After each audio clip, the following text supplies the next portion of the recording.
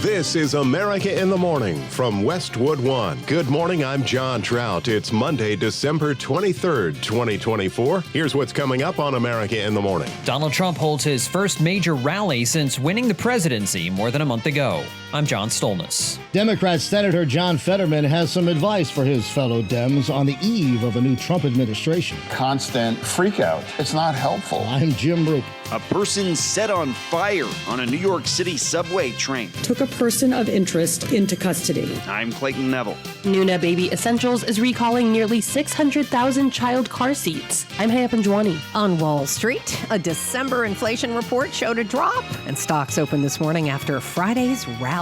I'm Jessica Ettinger. The president-elect's daughter-in-law takes herself out of the running to become Florida's next senator, and why Santa was able to spread holiday cheer thanks to a lift from the U.S. military. All ahead on America in the Morning. In his first major rally appearance since becoming president-elect, Donald Trump delighted supporters with promises to pursue political unity while also seeming to threaten Panama over fees charged at the Panama Canal. John Stolnis has more.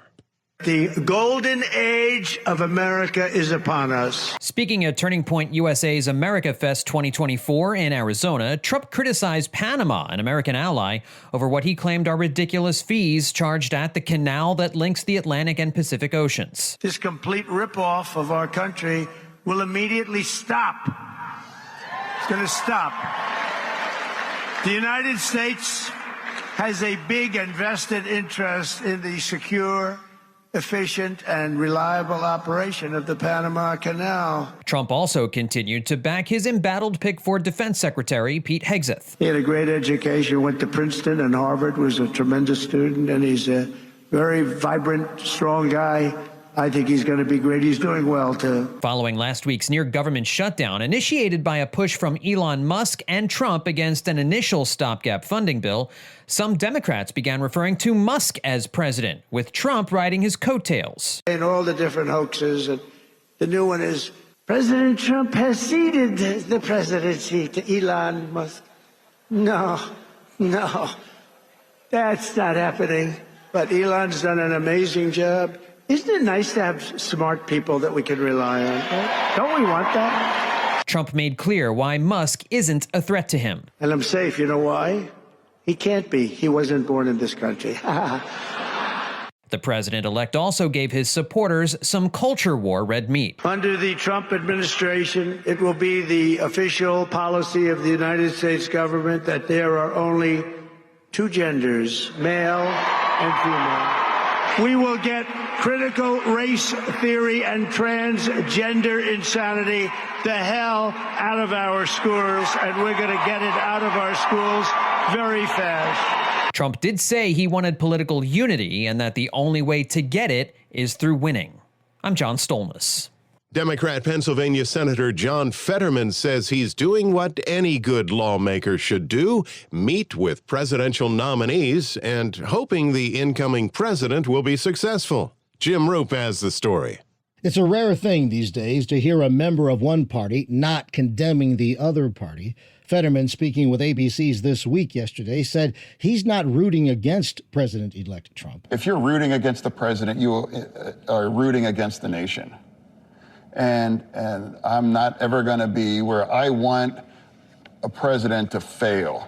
So country first. I know it's become maybe like a cliche, but it happens to be true. He also said he's not going to vote against Mr. Trump's administration nominees simply because Mr. Trump picked them. In fact, he's meeting with each one of them. You know, my commitment, and I think I'm doing the job, is I'm going to sit down and have a conversation. And the president picked these people, not going to be my first choice, second choice, third choice.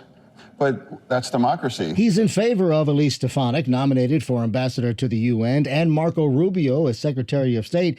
And he said he believes Kash Patel when Patel said he's not going to use the FBI to go after Trump's so-called enemies. So, Fetterman said, there is going to be some that I will vote yes, and there's some maybe that I'll vote no. But nobody can accuse me of just saying I had a closed mind. He said, too, he does not believe President-elect Trump is a fascist, although it was Kamala Harris's prerogative, he said, to call Trump a fascist. It's not a word he uses. In fact, he said fascist is not a word regular, as he put it, people use, adding he knows and loves a lot of people who voted for Trump, and they are not fascists. He also urged his fellow Democrats to be open-minded. You got to chill out, like the constant, freak out. It's not helpful. He said he's not yet spoken to President-elect Trump, but when he does, he'll say congratulations and have an honest conversation about working together. And he said, I'd like to avoid the cheap heat and some of the other stuff, but it's going to be a kooky ride, I'm sure. I'm Jim Roope. When we return on America in the Morning, woman savagely lit on fire after these messages.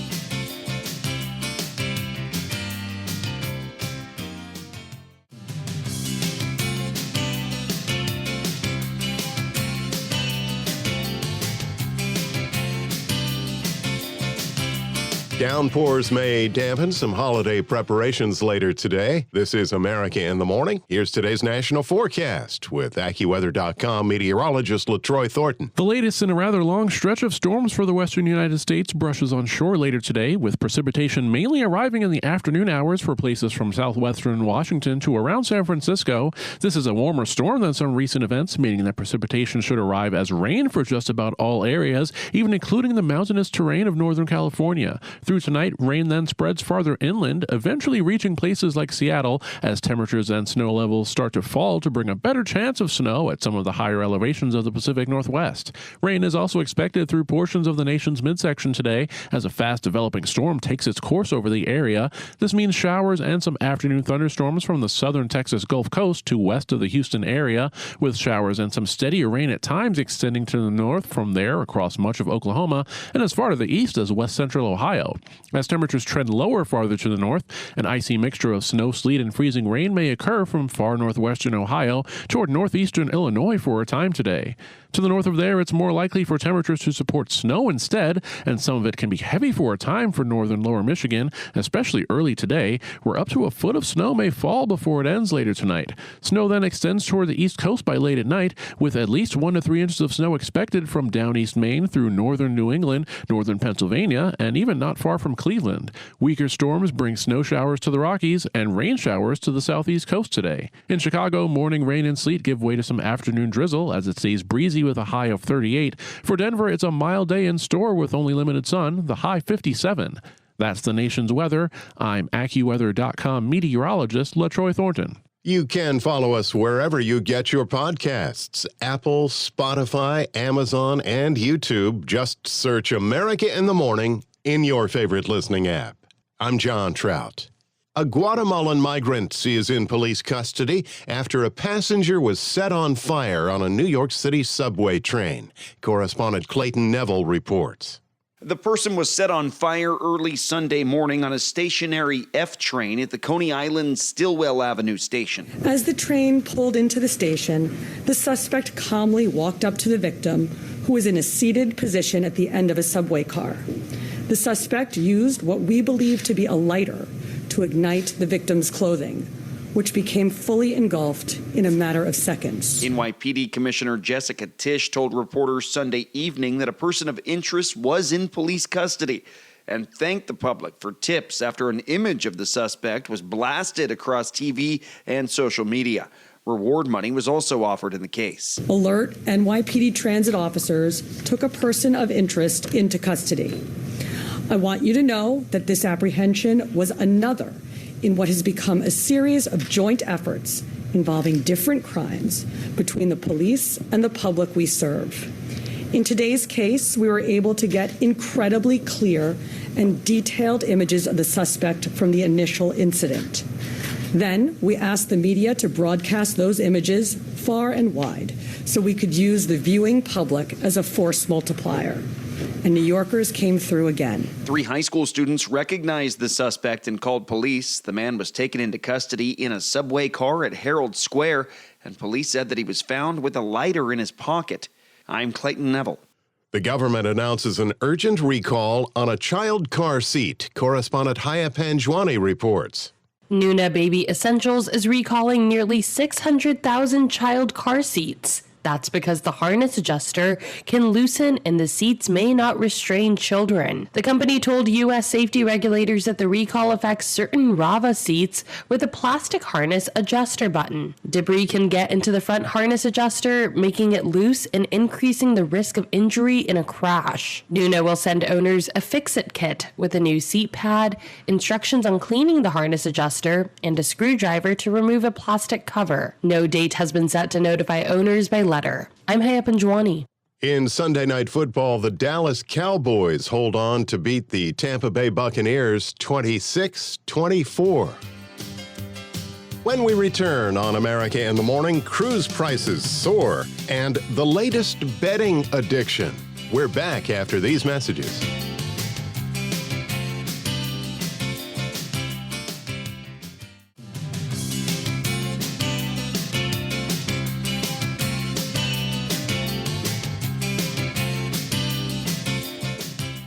Welcome back. You're with America in the Morning and a shortened week on Wall Street. Here's CNBC's Jessica Ettinger. Wall Street opens this morning for a full trading session. Tomorrow, you get a half day with the markets closing at 1 Eastern. Stocks soared last Friday on inflation. It was the first read in a few months that went lower. Stock investors hope for a Santa Claus rally every year on Wall Street, but just what is it? Well, it goes past Christmas, actually. It's the final 5 trading days of this year and the first 2 of the new year.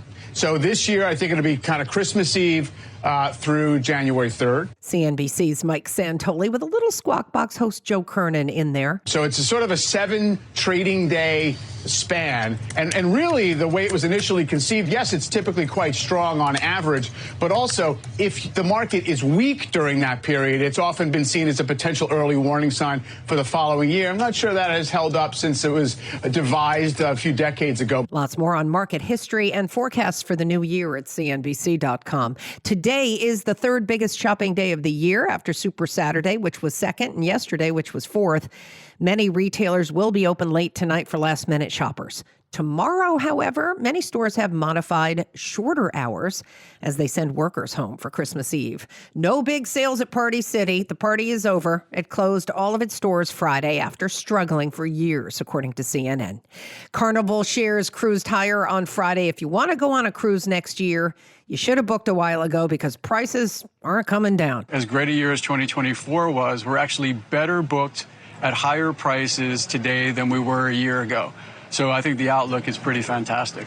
People are wanting to buy experiences, and that is what we deliver, right? Mm-hmm. It's food, it's bar, it's shore excursions, it's spa treatments. It's things that make people enjoy their holidays with their loved ones, and that's what people are spending on.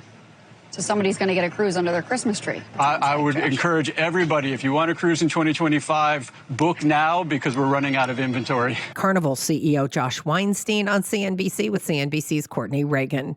Wall Street buzzing about an article on day trading in the Wall Street Journal on young men, even teenagers, addicted to betting on stocks, like they bet on sports. When I read that article about these people being addicted, it's devastating because what happens is that it's the 0-day options. These are people who are debilitated. They believe that long-term means you got to hold it to the afternoon. These people, I feel bad for them because they're losing fortunes. They don't know what they're doing. And I have data from Robinhood. It's terrible. CNBC Mad Money host Jim Cramer. On today's watch list, we get the latest on consumer confidence. It's a holiday-shortened trading week. Full day today, markets closing early tomorrow. Got it. Thank you, CNBC's Jessica Ettinger. Santa's helpers helping Santa when America in the Morning continues after these messages.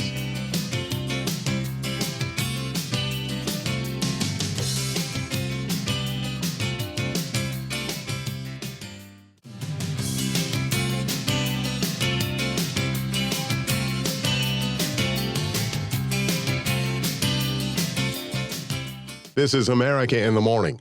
Lara Trump, President-elect Trump's daughter-in-law, said she is removing herself from consideration for Florida Republican Marco Rubio's seat in the U.S. Senate. Donald Trump has nominated Rubio to be Secretary of State, and his nomination is expected to be quickly confirmed by his Senate colleagues. Laura Trump, the wife of Eric Trump, the president-elect's son, stepped down from her role as co-chair of the Republican National Committee and was widely believed to be a top choice for that open Senate position. DeSantis had previously stated he would make an appointment sometime in early January, and so far he's not floated any potential names to fill that soon-to-be vacant Senate seat. Shifting gears, it's definitely not easy for Santa to get to every small town in the world, and even St. Nick needs a little help every now and then. Correspondent Julie Walker reports on Santa's visit to a remote Alaskan village. When flying reindeers just won't do. A C-17 military cargo plane steps in to help Santa deliver toys to Yucatan, Alaska as part of Operation Santa Claus. Major General Torrance Sachs with the Alaska National Guard. If a community has been through a difficult time, but also if they ask, this is something we like to do. 9-year-old Mackenzie Ross was given toys, treats, and a backpack, all courtesy of the Salvation Army. I think it's special that I have this opportunity to be here today because I've never experienced this before, and I think I never will in the future. So I'm glad I'm here today. And since Santa didn't have to steer his sleigh, he got to nod off on the military plane. I'm Julie Walker. America in the Morning for Monday, December 23rd, 2024 is produced by Jeff McKay. Senior producer Kevin Delaney. I'm John Trout. This is Westwood One. This is America in the Morning from Westwood One. I'm John Trout. Coming up this half hour, recap of Donald Trump's first major speech since becoming president-elect. Reaction to a government shutdown averted. I'm Clayton Neville. More details emerge into the deadly Christmas market attack in Germany and chaos at a Florida holiday light show. President Biden has secured the 235th judicial confirmation of his presidency. Norman Hall, Washington. Flu season is underway, and there is a surge in flu cases. I'm Ed Donahue. Tesla is recalling thousands of vehicles because of an issue with the warning light on the tire pressure monitoring system. I'm Rita Foley. Major internet router manufacturer might be banned in the U.S. I'm Chuck Palm. We're back after these messages.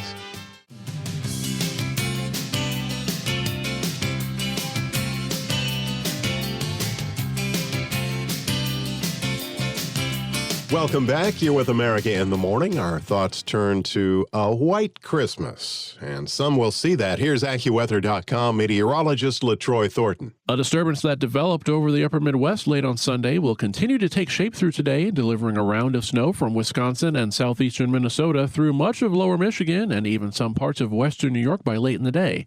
This snow then progresses across the Northeast through tonight, approaching the Interstate 95 corridor from the nation's capital northward around daybreak on Tuesday.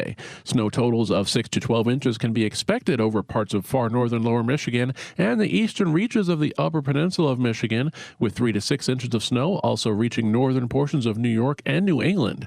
Snow can accumulate at least 1 to 3 inches from northeastern Ohio into southern New Hampshire, western Massachusetts, and the Catskills.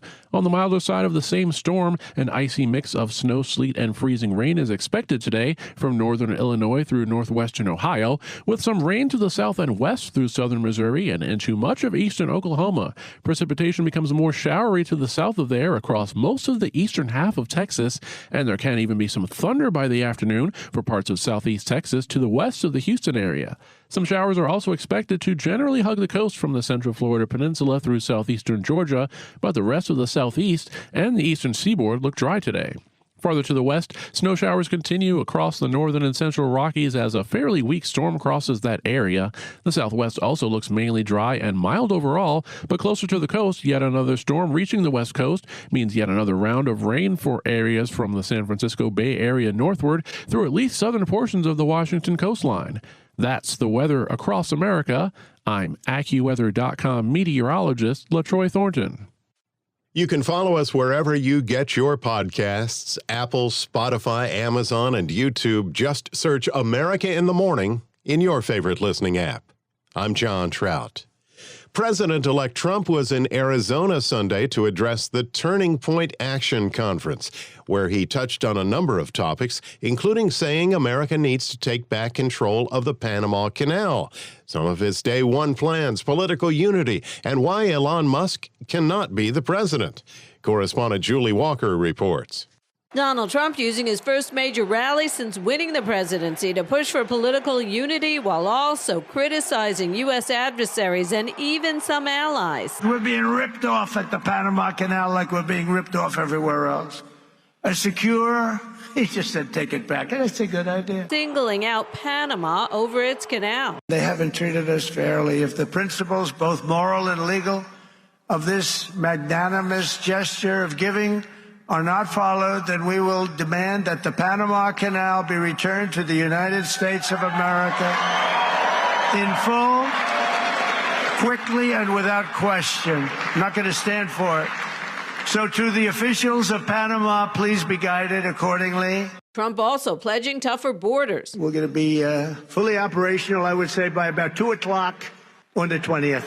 And vowing what he calls his dream team cabinet would deliver a booming economy, quickly settle foreign wars, get to the bottom of autism, and in a reference to suggestions about Elon Musk's power. We will create the new Department of Government Efficiency headed by Elon Musk.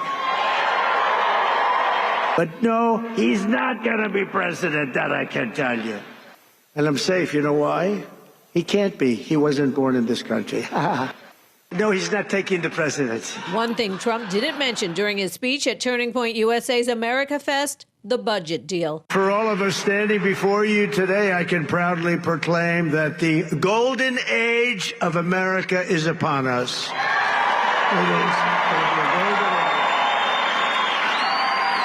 It's going to be a golden age. There's a spirit that we have now that we didn't have just a short while ago. I'm Julie Walker. Congressional lawmakers are reacting to a spending bill passed on Capitol Hill over the weekend that averted by minutes a government shutdown. Correspondent Clayton Neville reports. The legislation avoids a government shutdown over the holidays, but it essentially pushes off spending priorities until early spring when another government shutdown is expected to loom. Republican Congressman Nick Langworthy backed the bill while appearing on Fox News Live. And we were able to pass a very narrow continuing resolution that kept the government open, kept our troops getting paid through March, but also, took care of our farmers and those victims of the hurricane disasters this year. The bill provides more than $100 billion in disaster aid after communities in the Southeast were hit by Hurricanes Helene and Milton, as well as $10 billion for economic help for farmers. Republican Congressman Tony Gonzalez was on CBS's Face the Nation. If we're not funding the government long term, now all of a sudden you're telling the government you have to spend a year's worth of money in 6 months or 3 months. Gonzalez criticized continuing resolutions. And the reason I voted no is I think CRs are terrible. They do nothing but kick the can down the road. Let's fast forward to March. Do you think we're going to be any closer to coming up with a spending deal then than we are now? I don't think so. Republican leadership assuring critics like Elon Musk and others who said the legislation had too much pork that things will be different when the GOP has control next year. Incoming White House Press Secretary Caroline Leavitt calling on Republicans to support a debt limit increase in a potential future bill. She was on Fox News. They want him to take monumental action to secure the southern border, to expedite permitting, to unleash the might of our American energy industry, and to restore peace through strength abroad. We can only do that if we get rid of the debt ceiling. Another deal will need to be done by March. I'm Clayton Neville. Nations in Europe are on edge, as well as many large American cities, following the deadly Christmas market car attack in Germany. As correspondent Shelley Adler reports, the alleged perpetrator is under arrest, but how the attack happened has raised questions for both the security of large events and intelligence gaps, including apparent disregarded warnings from the Saudi Arabian government. 4 women and a 9-year-old boy were killed and 200 people were injured when a man drove into a Christmas market filled with holiday shoppers Friday in the German city of Magdeburg. Officials say the suspect, a 50-year-old Saudi doctor, published a huge number of posts on the internet and made insults and even threats, but was not known to be violent. It's very clear that the various layers of security protections in Germany had some holes in it, and like slices of Swiss cheese, these holes aligned to allow for this very horrible attack. So he had this warning from Saudi Arabia, but you also had warnings domestically in Germany from people who knew him to the police that he is getting quite weird. Dr. Hans Jakob Schindler, who's the senior director of the Counterterrorism Project, says social media platforms need to help. Whatever legal mandate you have, whatever, how many resources the German or other security forces have in Europe, they will never be able to police the entire internet. We need those companies to help the security forces highlighting radicalization processes that they enable with their algorithms that lead to violence. The violence shocked all of Germany, prompting several other German towns to cancel their weekend Christmas markets. I'm Shelley Adler. Coming up next, among the stories we're covering, Christmas light show tragedy and where the flu season is hitting hardest. That and more next. America in the Morning. Back after these messages.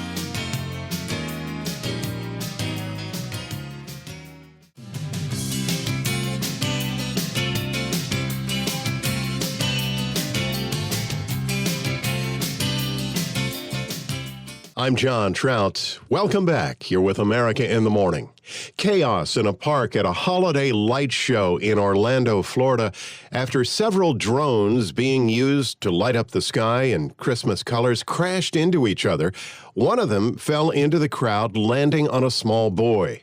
Authorities report the injured boy's family told them he was hit by one of the falling drones and rushed to a nearby hospital. Orlando's WESH-TV reports the 7-year-old boy underwent open-heart surgery after being hit in the chest by the drone. Police are investigating as to what led to the drone's crash. As he ends his presidency, Joe Biden has outpaced Donald Trump's judicial confirmations. Details from correspondent Norman Hall. President Biden has secured the 235th judicial confirmation of his presidency, an accomplishment that exceeds his predecessor's total by 1. 1 out of every 4 active judges on the bench has been appointed by this majority. 1 out of every 4. Democrats put extra emphasis on the federal courts following Trump's far-reaching first term when he filled 3 seats on the Supreme Court. The confirmation of Serena Raquel Murillo to be a district judge for the Central District of California broke Trump's mark. We're proud of this milestone, not only because of the number, but because of what it means. It means our bench is now far more balanced in its expertise, experiences, and qualifications. Biden and Senate Democrats place particular focus on adding women, minorities, and public defenders to the judicial rank. Norman Hall, Washington. 2 U.S. Navy pilots sustained minor injuries after being shot down in a friendly fire incident in the Middle East.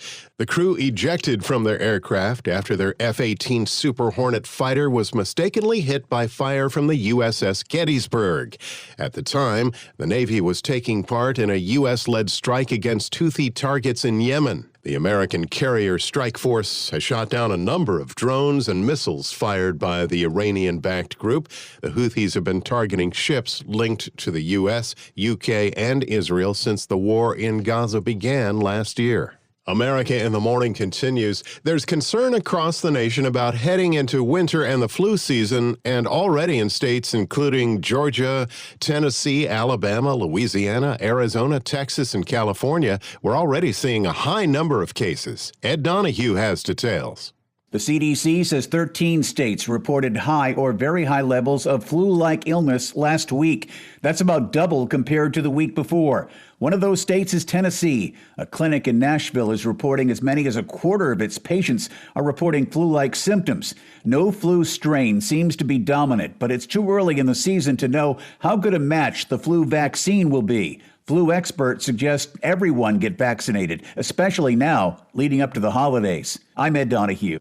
2024 has seen a plethora of car recalls, including more than one from electric car maker Tesla, and now the government reports they've just announced another. Correspondent Rita Foley reports. Here's the problem.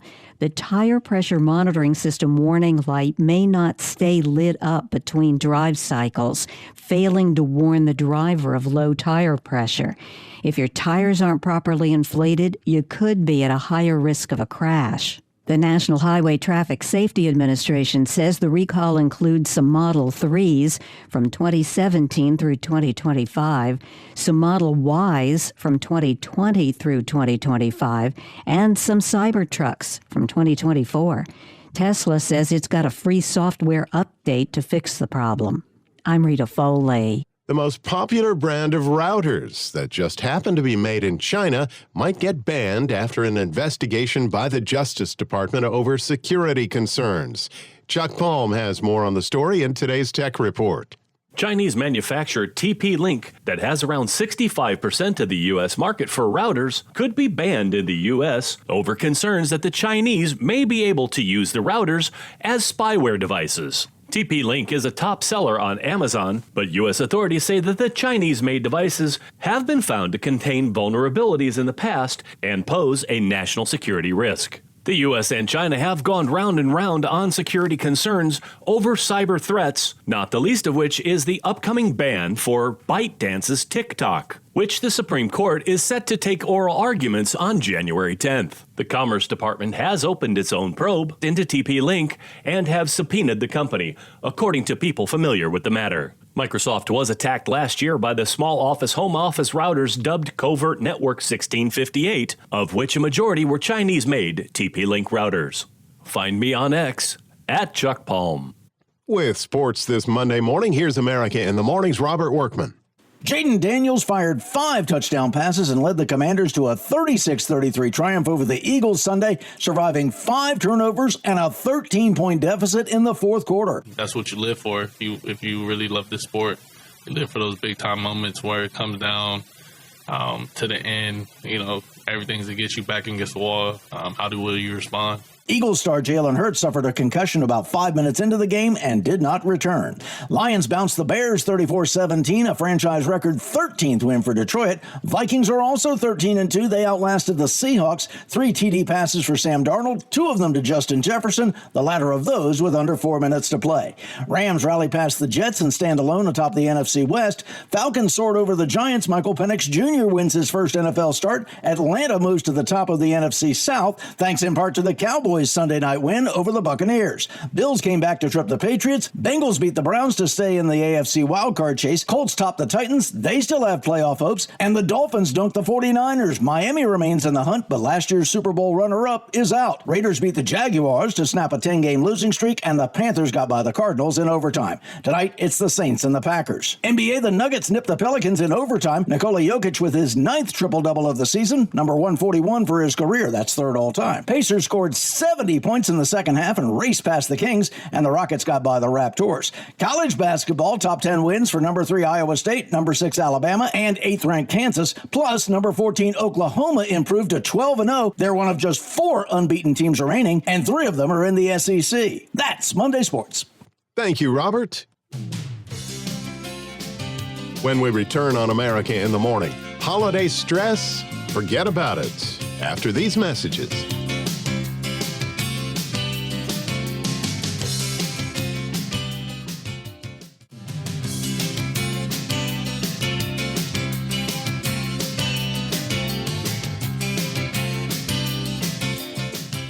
This is America in the Morning. As we approach Christmas Day, we're seeing everything on TV from shows about Santa to It's a Wonderful Life. But if you don't celebrate Christmas, maybe Festivus, the holiday for the rest of us, or you want to change, there are some other things on TV to see. Kevin Carr has that. If you don't celebrate Christmas, there's still plenty to watch this time of year. Happy Festivus! A Festivus for the rest of us! Today is Festivus, so you should be assembling your metal pole and planning for your feats of strength. Festivus was coined in 1997 in the Seinfeld episode The Strike, available on Netflix. Frank Costanza created the holiday to fight back at the commercialization of Christmas and to air grievances. I got a lot of problems with you people. Now, You're going to hear about it. For those of the Jewish faith, Hanukkah starts on Wednesday. So why not prepare with Adam Sandler's 8 Crazy Nights on Paramount+. Kwanzaa is like renewing your annual membership to community, to your family, to your culture. If you celebrate Kwanzaa, you can watch The Black Candle, a 2008 documentary available on Peacock about its history. Individual episodes of Everybody Hates Chris on Paramount Plus and The Proud Family on Disney Plus both have Kwanzaa-themed episodes. Don't let anything distract you from it. To ring in the Chinese New Year, check out 2023's Oscar winner Everything Everywhere All at Once on Max. And finally, for a secular Christmas, check out holiday rom-coms like You've Got Mail on demand and While You Were Sleeping on Disney Plus. I don't know what to do. Don't tell them a thing. Or get into the action with Batman Returns on Max, Lethal Weapon on Sling, and yes, of course, Die Hard on Hulu. Welcome to the party, pal. I'm Kevin Carr. Of course, with the holidays comes spending on gifts, and that can be sometimes going over your budget and even getting out of control. For some, Correspondent Haya Panjwani reports on ways to keep both spending and stress in check. The holidays are meant to be a time of celebration with family and friends, but they can also bring pressure to spend money on gifts, gatherings, and plane tickets home. Because what we see happen quite regularly is people get into justification mode, where you have maybe a general sense of what you want to spend, but then you see this really nice thing or get influenced into something a little bit better, and all of a sudden you've done that a few times across maybe multiple family members or friends, and you've spent twice as much as you thought you might. Matt Watson is the CEO of the financial planning app Origin. When people feel rushed, oftentimes they're going to buy more expensive things. He says that with inflation and credit card debt rising, people can feel stressed about spending money over the holidays. Marquetta Willis with the American Psychiatric Association says there are ways to lift that stress. Sharing about stress can in and of itself be therapeutic for the individual who may be having concerns during the holiday season. Willis also says you can try gifting actions. I will do babysitting for you. I will cook a meal for you.